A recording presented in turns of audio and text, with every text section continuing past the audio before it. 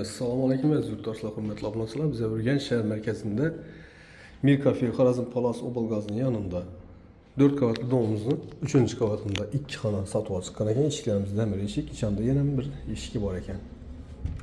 Bismillahirrohmanirrohim. Giraversiniz, yine koridorumuz.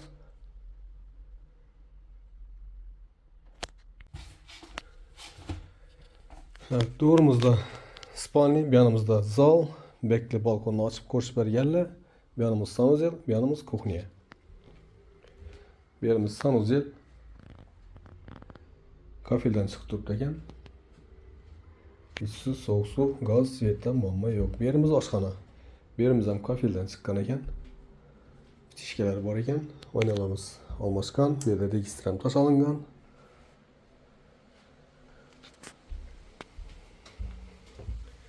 Götürülen barcha cihazlarınız bilen.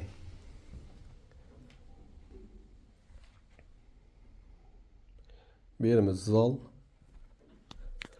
Belki balkon boğan şimdi koşup bergenler. Katta registri taşağanlar. Oynamız almaskan, kondisyonerim koyulgan ekan. Balkonumuz plastikten çıkan ekan.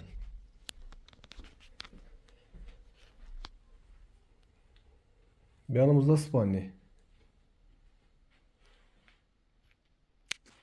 Bir yerde şimdi mebel var ekan, spalni var ekan, холодильник var ekan.